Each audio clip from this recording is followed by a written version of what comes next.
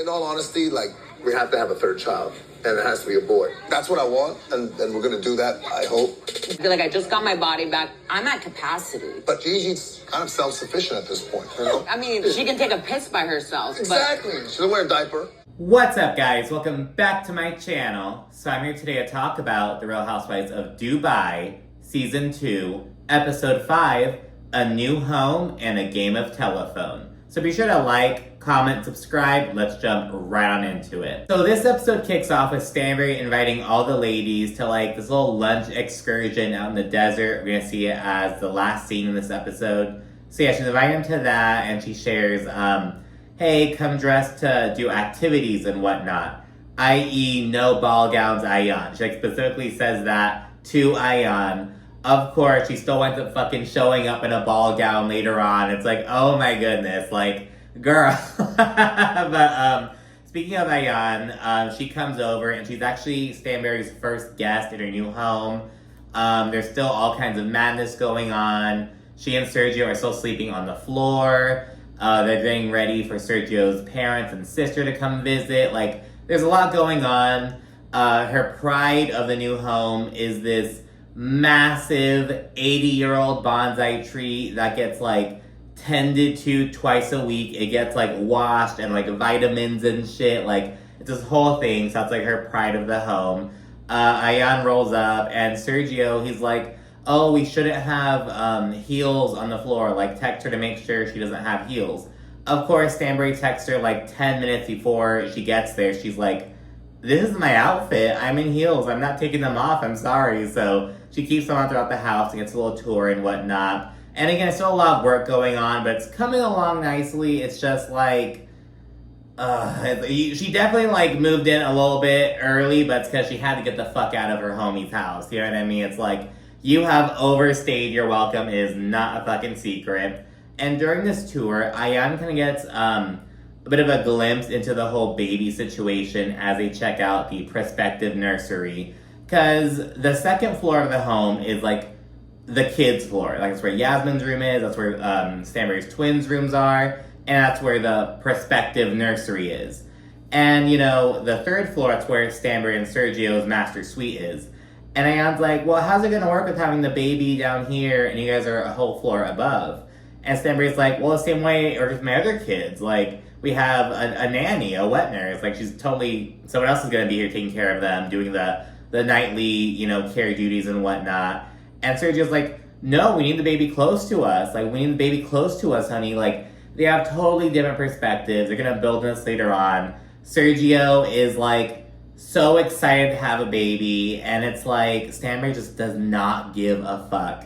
And, you know, I was almost kind of like, why did they even get married? But honestly, like, Sergio, like, you can't have it all. You know what I mean? You could either be with Stanbury and, like, maybe have to put off the idea of having a baby for a while, or maybe, like, this is not a long-term thing. Stanbury is not going to have your baby. It's like, and it's so sad. He's so, like, excited at the prospect, and it's just like, it's not gonna happen. Like, this embryo is like probably gonna remain frozen forever or wind up getting destroyed. Well, they're in Dubai. I don't think they'll be able to, well, they'll have to get it out of there to legally do that. It'll probably be on ice for like ever, you know what I mean? Like, it's just like, and he's already so in love with it. Like, there's a whole scene later on where he's like almost brought to tears, and Stanbury is just like, it's an embryo. Like, it's a bubble. Like, why are you almost crying about it? Like, they're in totally different, like, they're on different planets, essentially. You do have a beautiful embryo, and actually I have a picture for you. What? No way. Oh my god, okay, I get emotional now. I gotta see this. It's a bubble. This is so exciting, honey. What is Oh my God, what is you the do. face? Can I see The face? Anyways, after the tour, Ayan shares a conversation that she had with Yasmin at the recent party. And Yasmin was telling Ayan that, like, she was mostly raised by nannies. And, you know, her mom was, like, never home, but she had her brothers at least. But she's like, this baby is gonna have no one. Like, and she's probably gonna be around even less. Like, she's kind of like, she's expressing similar concerns as what, Candy's daughter, Riley, over on Real Housewives of Atlanta. She was kind of telling, oh, Candy, like, you and Todd, you guys shouldn't have another baby because, like, you're not even around that much for Ace, you know what I mean? Like, kind of just pointing out, like, you aren't really around like that. And Stanbury kind of pushes back against this. She's like, Yasmin has no idea what she's talking about. Like, she was not mostly raised by nannies. Though she does acknowledge that, like, yeah, at the time, I was a working mother. I had 87 employees under me at the time. Like, yes, I'm doing shit. And, you know, I was home on the weekends. She's living a fine life now. Like, I don't think I did that badly. So she kind of, like, tries to shut that shit down. She also notes that, like, she grew up with a bunch of nannies. Like, and we see a picture of her as a baby and her mother and, like, her staff. They literally have, like, these uniforms and, like, to work at, like, the home. It's, like, a very formal, prim and proper, very much like they have butlers and shit. And she's like, it was not like that. And it's like, I mean, I don't know. It's definitely, I think that Yasmin may have a point, especially considering, like, seeing the vast difference in, like, Stanbury and Sergio's, like, view of the situation, you know what I mean? It's like, you know, I think it's a valid point, though Sergio points out, you know, Yasmin cannot control her mother's happiness. Like, you know, I love her, but she can't really do that. And it's like, well, Sergio, you also can't control her happiness. She can't control your happiness. You want a baby. She doesn't. Like, you guys should not have gotten married. Like, I'm sure the sex is, like, great, you know what I mean? But it's like, you should not have gotten married. Like, I don't know. It's like, were they just, like, dickmatized type shit? Like, they just wanted to, I don't know. I just don't think either one of them is going to truly get what they want out of this relationship. And yeah, he very much says that he's ready to be a father. He's ready to, like, take on that commitment, and they'll have the baby when the time is right. So that's very much where he's at. We then check in with Taleen, who's on an outing with her family and her nanny. She tells Rafi that she had a dream that they had a baby boy. And I'm like, why are you egging this shit on? Like, you're always talking about how, oh, Rafi's bugging me about a son. Now you're telling him I had a dream that we had a son. Though she does add that the baby had blue eyes, so she's not sure if he was the father, so kind of laugh about that. And right afterwards, Rafi says, in all honesty, we have to have a third child, and it has to be a boy. This is the verbatim, by the way. That's what I want, and we're gonna do that, I hope.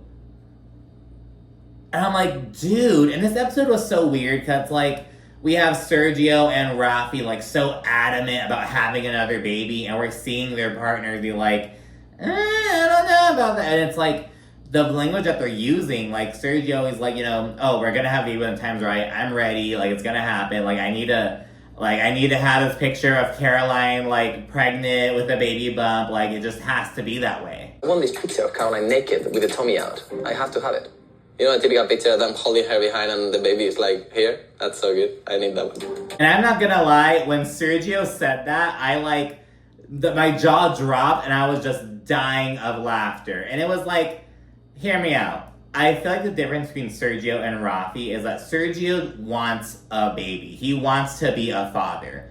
Rafi wants a son. And his rationale is like, oh, we need an heir, like, to take over the family business. And it's like, would you not, like, trust one of your daughters to do that? It's on the same kind of, like, oh, we need to pass on our family, this whole, like, traditional ass shit. And it's like, dude. And Taleen, she responds by being like, you know, you aren't as hands-on as I would like. And she does note that, like, she didn't really have the easiest time being pregnant. And now I don't know exactly, like, what she means by that, you know, what, like, capacity, but Rafi does. And in addition to her saying, you know, I have a rough time being pregnant, she also notes that she just got her body back and she's at capacity. And in response to this shit, Rafi's like, look, our daughter, she's, like, basically self-sufficient. She's 3. And Taleen's like, I mean, she can, like, take a piss by herself. He's like, exactly, that's what I mean. It's fine. She's not in diapers. We're good. It's like, dude, she's 3 years old. You're like, she's self-sufficient. Yeah, like, he, like, doesn't care. He just wants his, like, it's a very, like, I have not liked Rafi since the moment he, like, appeared on the screen, and it's just like, dude, like, what the fuck is your problem? So, yeah, this was just, like, an odd scene. And again, like, I feel like Rafi and Sergio are kind of, like, being annoying in their own kind of ways, but Sergio just wants, like, he was almost brought to tears by seeing this picture of the embryo. Like, he wants this baby, you know what I mean? Rafi doesn't want a baby. He wants a son, someone to carry on the name, someone to take over the bit. He wants this fucking, like, mini him, essentially, and not, like, I don't know how to explain it. It's like, I feel like it's not for the right reasons, you know? But anyways, moving on with the conversation, Taleen then says that Lisa went attack mode on her at the Queen's dinner last night. And, you know, she is ready to move on, though Brooks is calling her up and she's like kind of instigating shit in her opinion. And this is where we learn of the alleged game of telephone. So Taleen says that Brooks called her up the morning after the party, and she says that Lisa told her about a conversation she had with Stanbury. So according to Brooks, Stanbury told Lisa, oh, I don't know why Taleen pulled me aside. Like, we aren't even friends like that. We aren't even cool like that. Some shit like that. Brooks relayed this to Taleen, and she added, oh, see, Stanbury doesn't even like you. And in response to learning about this, Taleen called up Stanbury, who was like, no, I never said any such thing. And Lisa actually corroborates this. So Lisa says, no, me and Stanbury were like, oh, I was kind of confused by why she was pulling you aside at first. That was allegedly the whole conversation. And Brooks is accused of, like, adding some sauce onto it, to quote Ashley Darby. And Taleen says that she thinks Brooks was, like, trying to instigate shit because of her own feud with Stanbury. And she just doesn't really like that. So Taleen seems to be a very, like, oh, like, water off a duck's back, you know what I mean? It's not a big deal, water under the bridge. But Brooks is like, no, there's this issue, blah, blah, blah, blah. And it's like, we've already seen a glimpse of this regarding how Taleen forgave Stanbury while Brooks is, like, starting all this fucking drama with her. Speaking of Brooks, she's just on a rampage right now, dude. But, yeah, and Taleen says that Brooks just sometimes instigates shit. And Rafi encourages Taleen to, like, ask Brooks to stop. Though he does say, you know, choose your words wisely, because he knows that Brooks is not going to take it well. And she does not. Lisa has a photo shoot for Mina Rowe, and it's centered on highlighting some of the new products she's expanding with. So it was at first like a maternity wear type thing, like all fashion and whatnot. And now she's expanding to more like, she has this like tummy mask to help with stretch marks. She has like these Perry bottles, this like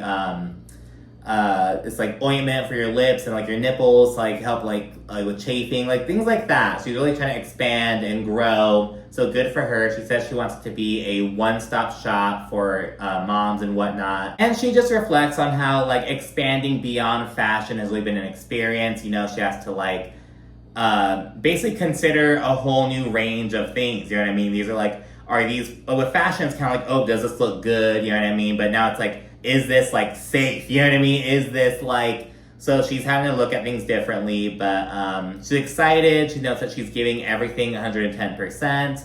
And, you know, she's very like hands-on with being a parent, as Ayan shares. So she has like a ton of fucking alarms and shit. And she notes that like, she's beginning to like delegate some tasks and whatever, but she's having a really hard time with it because she's like, this is my baby. This is the daughter that I never had. So she has like a creative team like doing the photo shoot, but she's still there like, oh, like those look a little too close. Like she's kind of micromanaging to an extent, but like this is her baby. You know, she's kind of like trying to navigate this. But yeah, good for Lisa. And again, I love seeing like, just learning about like their businesses, like the families and the businesses are like what are really entertaining. Of course, we have like the interactions between the women themselves and learning about the women, but like I love also seeing like their families and learning about them, that situation, and their businesses, their prospects. That's why it's so fucking whack when they don't have businesses. It's just like, dude, like use your platform, like feed me something, give me your like, show me what's up, you know? And like take me on the experience of seeing you do your business shit. The next scene is Sarah going out on a date with Akeen, and she takes her son Maktoum along. We also learned that I guess they had a boys' day, and she says that it's a pretty important test to see if Akeen and Maktoum mesh, essentially. And I'm like, so you let this dude just like hang out alone with your kid? And you like, yeah, he's like your friend, but it's like, you know, I don't know. And it does look like they have like a camera person with them. We see some footage of their little outing or whatever.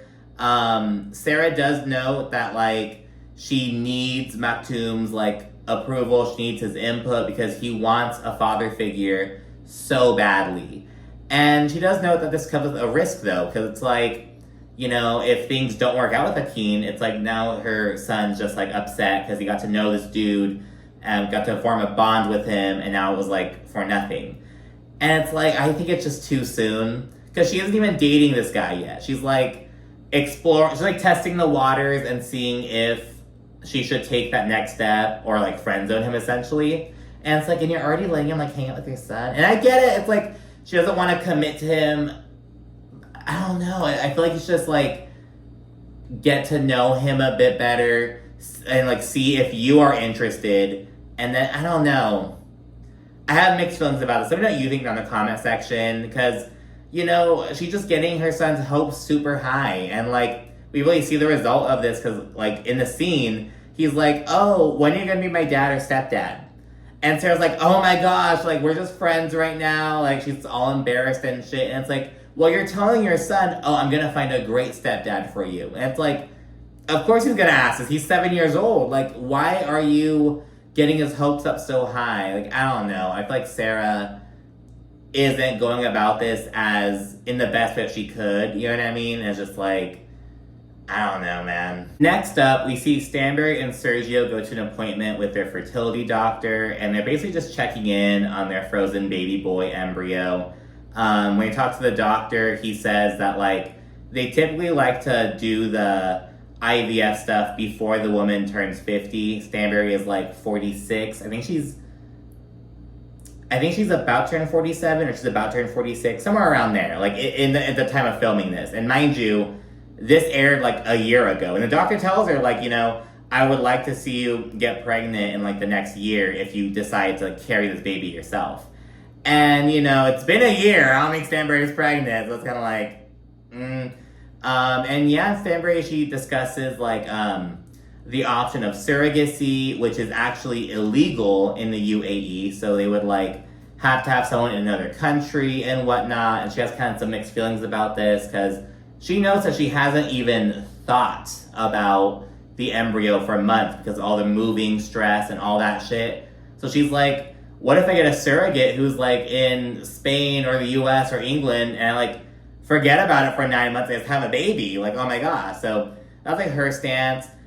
And we also learned that Sergio is just like not on board surrogacy thing whatsoever. I want this picture of Caroline naked with the tummy out. I have to have it. You know, a typical picture of them holding her behind and the baby is like here. That's so good. I need that one. God, I can't believe he said that. I was like, dude, like what the fuck? Like, oh my gosh, it's like, oh, I need that. I need the picture of Caroline just pregnant with the baby. It's so cute. I need it. It's like, oh my, like it's just like, I didn't know what to do but laugh. I was just like, okay, you know. Anyways, Sergio and Stanbury, we then see their reactions to seeing a photo of the embryo. Sergio is like brought to tears about it. He's so in love with the embryo. And again, it makes me like so sad knowing that like this baby is probably never gonna be born. You know what I mean? Like Stanbury is gonna delay it as long as she can, and then when it really comes down to it, they're just gonna fucking split up. And it's like the baby's probably gonna be left on ice indefinitely, or like, I don't know. It's just like, why even like get married and like go through this process if you're like not gonna do it? Like, I don't know. It's just kind of like such a waste of money as well. Like, IVF is so expensive.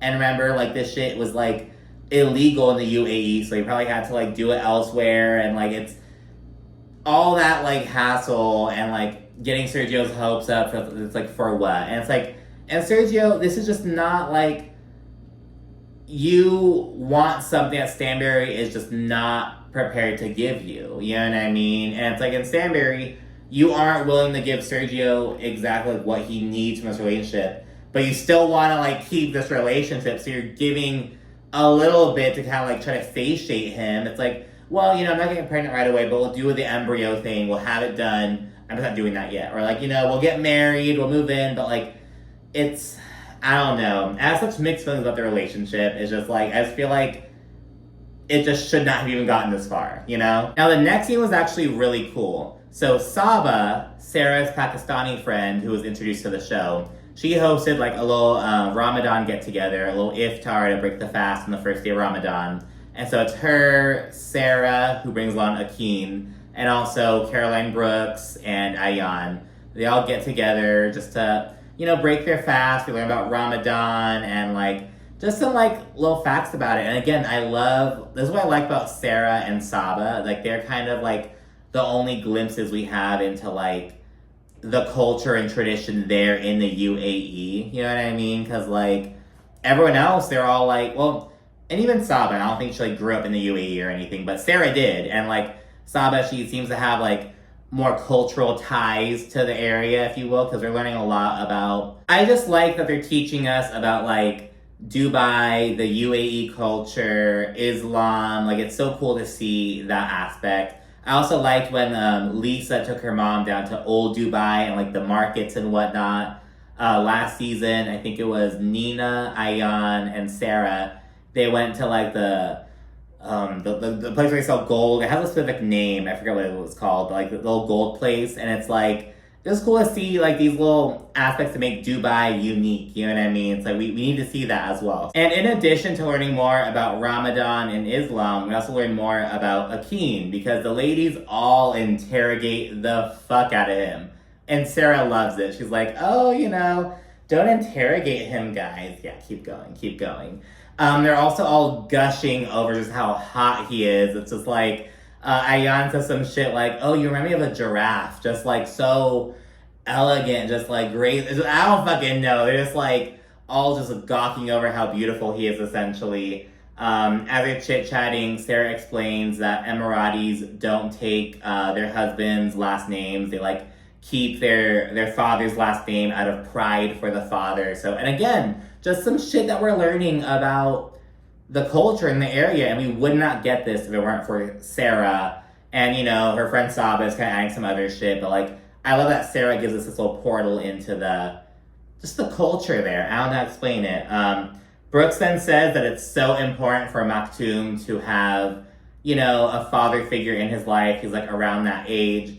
She also notes that she really wants a relationship like what they have, like, someone to love her and that her son loves, and like just, you know, someone to be there because she's a single mother and whatnot. So she wants him. Like she's like, damn, Sarah, you know how to pick him. Like, so she would love a guy like Akin, essentially, was she kind of saying. And right afterward, it was kind of random in my opinion. It was like, why are you bringing this shit up now? We're like talking about Ramadan and like your friend, your prospective man, like, why are you bringing this shit up? Sarah asked Sayan about, like, basically what's going on with Lisa. And she's like, is something going on at home or, like, with her personally? Because, you know, she was kind of on one the other night. And Saba's like, yeah, she just snapped for no reason. Remember, she, like, popped off on Taleen. And it was very 0 to 100, if I must admit. It was kind of like, whoa, it's totally unnecessary. Ayan does say that, you know, Lisa's mom recently left and, you know, she works, she has 3 kids and a husband, so she's just, like, overwhelmed. She's also a super hands-on mother, so she explains all this, and Sarah says that, you know, Lisa just needs to take it easy because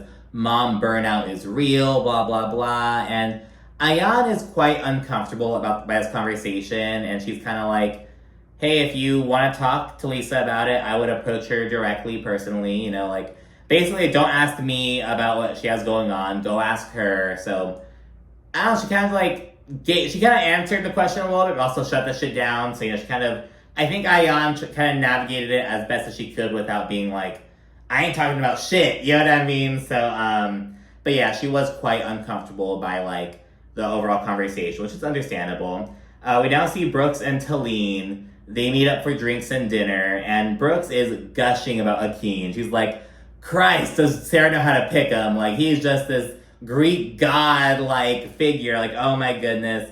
Taleen shares that Rafi is, like, still on her ass about having a baby boy. And, you know, she shares that, like, she's at a point in her life where she wants to focus on her career and her life. She wants to get that side going. So that's where she's at right now. And, like, she just doesn't have another baby on her radar right now. And Taleen observes that Brooks is losing weight. She's like, oh my gosh, your arms look like toothpicks right now. Like, what the heck? So she's kind of worried about her. And Brooks is like, I'm just working nonstop. I'm working 7 days a week, blah, blah, blah. And again, Taleen really expresses like, hey, like, take it easy. Like, I'm kind of worried about you and whatnot. And then after getting their food, Taleen's like, can I tell you something? And it's just out of honesty, but you're not gonna like it. And she says that she thinks that Brooks sometimes instigates things from behind the scenes. And to support this comment, Taleen mentions how Brooks called her up to tell her about the conversation that Lisa and Stanbury allegedly had. And Brooks is like, I was doing that to be a good friend to you. But Taleen kind of questions Brooks's true intentions with this, because she's like, I feel like you're just trying to instigate stuff because of your own issue with Stanbury. And Taleen straight up says that Brooks is the queen of the telephone game. We see some clips from last season of her playing it with Ayan and Lisa, essentially. I think she also did something between Stanbury and Ayan, kind of like misconstrued a message between them, just playing telephone type bullshit. But Brooks claims that she relayed the message to Taleen exactly as she heard it from Lisa. And, Brooks is like, Taleen is over here believing her friend of 10 minutes over her friend of 10 years. Like, what the fuck? So that's where she's coming from. And ultimately, Brooks says that she feels like she's protected Taleen and she's being repaid with a backstab. And Brooks is honestly pretty fucking pissed off. And Taleen's like, you cannot take one bit of criticism. It's like crazy. And it's like, Brooks did kind of like, it is kind of like a whack accusation if you're kind of like, oh, I was trying to like protect you and you're saying I did it with malicious intent. But it's kind of like, I mean, Brooks, it's not your MO, you know what I mean? You haven't not played telephone before. I'm not going to say that that's all you fucking do, but it's not a pattern. And Brooks has zero idea about where Taleen's coming from. She's like, no, I disagree. I don't see any truth in what you're saying. I don't see your point at all. She's just over that shit. And Taleen is actually quite surprised. She was not expecting this reaction. And she's like, I'm not just some stranger on the street. I've known you for 10 years. I'm your oldest friend in Dubai. I should be able to have these types of conversations with you. Which, is kind of like sometimes you just have to like discuss these hard truths with your real friends. And it's like, you've got to just accept it for what it is. That they're just telling you the truth, the unabashed truth, you know what I mean? And Taleen's then like, okay, let's just move forward. And Brooks is like, no, there's no moving forward. I'm good. And Taleen's like, what do you mean by that? And Brooks is like, I'm good. So it's like, well, fuck, that was quick, Brooks. Just like ending this friendship right here and there after 10 years. Like, over some bullshit? Like, okay, girl. So this last big ol' scene opens up with Sergio's parents and sister coming into Dubai to check out their new home, just like visit and whatnot. And as they're arriving, Stanbury notices that their new marble TV stand has a big nasty chip in it from the movers. She's like, this was not here yesterday. She calls like their boss or whatever, and she's like complaining like, oh, they took out a huge old chip from this. I can't replace this marble. She's like handling that shit as Sergio's like greeting his family and whatnot. As soon as they arrive, Stanbury, she's like, oh, you guys just got here, but I have to head out for lunch in the desert with the girls. She fucking planned it perfectly, like, and she explains that, she's just not good with her own parents. She's not good with other people's parents. She's not good with her in-laws. She's just like, welcome to my house, bye. Make yourself at home later, don't talk to me. So that's kind of her vibe, whatever. And at the meetup point, which seems to be where Dubai meets the sand dunes, like at that kind of delineation area, we first see Brooks and Taleen arrive. And it's kind of awkward. Taleen says hi to Brooks and Brooks pays her dust. Thankfully, Saba also arrives right then and there and she greets them both all warmly and just very icy between Brooks and Taleen. And it's like, dude, you guys were just fine a couple episodes ago. What is the issue, Brooks? Oh my goodness. Ayan, she arrives in a gown despite Stanbury's message specifically to her to not come in a gown. But, she's like, I did not get that message. So everyone else then arrives and Stanbury FaceTimes the group and she's like, hey, we got a party bus for you guys, but it broke down. I'm so sorry. And this little dinky-ass van pulls up. It doesn't even have AC inside or anything. And they pour in, and it drives them over to this other site. And it was just all a joke, though, because we see these, like, luxurious-ass Ferraris from all to drive over to the desert site. And we learn that Stanbury invited her friend Juliana, basically just because Juliana's husband has all these luxury cars. And we don't really know much about Juliana yet. Like, we learned a lot about Saba, like, right away, because of Sarah, like, oh, you know, she's, like, my business partner, blah, blah, blah, she's Pakistani, like, we learned a lot about her right away. We don't know shit about Juliana. I don't know if she'll come again, but it seems like she was just invited for the cars, but you know, whatever, girl. So they roll up, and there are 4 Ferraris, so they all, like, pair up in groups of 2 to go drive over. And Brooks actually goes with, like, Stanbury's friend. She goes with some bitch who's gonna fucking know. And Taleen goes with Stanbury. And while they're driving over, everyone's kind of like, oh, I'm so confused about why Taleen and Brooks weren't together. Like, they have no idea about what happened. And in the car, Taleen kind of opens up to Stanbury about the situation. And Stanbury thinks that Taleen has some major balls for, like, going against Brooks and being willing to, like, not blindly follow Brooks. So I think we're going to see Taleen and Stanbury kind of cozy up to each other. People are kind of side-eyeing Taleen and think that she's just, like, turning on Brooks to get closer to Stanbury. And it's kind of like, Brooks is the one who cut off that connection. And I don't know, I feel like, do you think Brooks is justified in, like, doing, like, do you think Taleen's concern about Brooks, like, instigating shit is, like, valid? Like, I personally think so. Like, I don't know, it's just, like, I don't know, let me know what you think down in the comment section. Anyways, once they roll up to the site, Stanbury and Ayan, they go sledding down the sand dunes together. They're literally fucking holding hands afterwards, and it seems like Ayan is having fun, kind of trying to make Lisa jealous and whatever. And yeah, Lisa's just like, excuse me.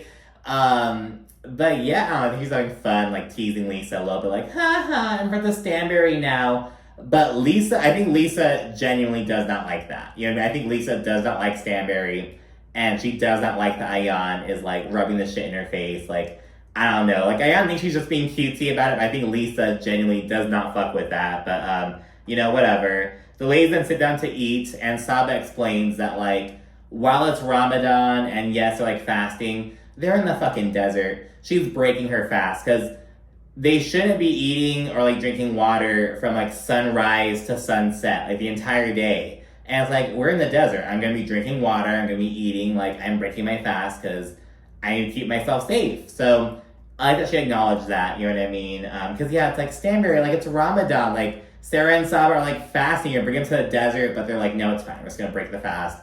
You, like, make it up, like, later on anyways. Like, if you're menstruating or pregnant, like, you don't participate in Ramadan, and you, like, make up the days later on. It's kind of like how it works out. And during lunch, the ladies all focus on Sarah and Akin, of course, and they do not believe that Sarah has not kissed him yet.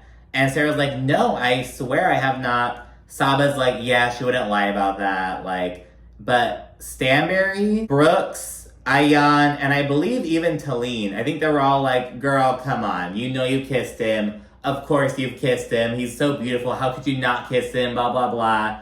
And Lisa's quite literally the only one with some type of sense. She's like, it's quite disrespectful to, like, ask a Muslim woman, oh, did you kiss this guy? Did you make out with this guy? She's like, that's haram for her. Like, it's, like, not cool. Like, it's like, dude, like, if she is doing that shit, like, keep it on the fucking low. You know what I mean? But it's like, don't fucking press her on that shit. Basically, it's kind of what Lisa was getting at. And it's like, yeah, it's, like, not the most appropriate thing. And Sarah also explains how, like, the ladies are kind of viewing things from, like, their own cultural perspective, but, like, dating and intimacy is very different between, like, the Arab world and the Western world. She kind of talks about that for a little bit. And Sarah then mentions how, like, while she's dated bad guys in the past, and even married some bad guys in the past, she's learned a lot from her mistakes, and, like, therapy has really helped her. And Brooks is then like, oh, I love therapy. Oh, therapy's amazing. I love my healing journey, blah, blah, blah. Like, all this shit. And Stanbury and Ayan are kind of like, girl, didn't you, like, just start your healing sessions and shit? Like, give it some time. Like, you know, don't fucking, like, chill the fuck out, basically. But Sarah's like, you know, therapy takes time, but spiritual healing is instant. Just like that. Just kind of talk about that and shit. And going with it, essentially, Ayan's then like, well, Brooks, you know, how did you get to be so calm? We're basically asking Brooks how she got to this point, essentially. And Taleen then chimes in, and she's like, Well, I mean, it's like, you're not, like, so calm. Like, everyone, like, has their moments and whatever. And this prompts Stanbury to say, yeah, like, Brooks, I heard you had a moment last night. And remember, no one else really knows what's going on except for Taleen and Stanbury. So they're like, what happened last night? What happened last night? So Taleen goes on to explain that, like, oh, I was telling Brooks that I feel like she sometimes instigates, blah, blah, blah. Just explaining what happened, and she says that they had an altercation. And Brooks is, like, kind of nonchalant about it. She's like, I wouldn't call it an altercation. You made a comment, and I made a comment in response. That was that. Very just brushing that shit off, and Taleen's kind of like, oh, really? That's it? That wasn't like an argument? That was just that? Like, oh, that's funny. And it's really awkward, because remember, these are people who have been friends for, like, a decade. So it's kind of like, just so icy, and like, for what? And Brooks basically says that she doesn't give a fuck about what Taleen has to say about this shit. Taleen's like, well, that's your response. I guess we aren't as close as I thought we were. And Brooks is like, oh, yeah, I guess we're not then. Just very, just like, I don't give a fuck about you, whatever, blah, blah, blah. And it's like, what do you think about that? I feel like it's like, do you think Brooks' reaction is like proportional to like, I don't think Taleen really did anything that wrong. You know what I mean? I'm like, she's keeping it real with you essentially. She's like, hey, I feel like that was weird of you to mention. Yeah, she's kind of questioning your like, your intentions behind mentioning this shit, but it's like, hey, like I feel like you're almost trying to like use me essentially. I don't know. I can see why Brooks is pissed off about that, but it's like, to just cut the friendship off like that and not even fucking entertain a conversation about it. I don't know. But anyways, let me know what you think down in the comment section. Of course, be sure to like and subscribe, and stay tuned for more. Thank you for watching. Bye.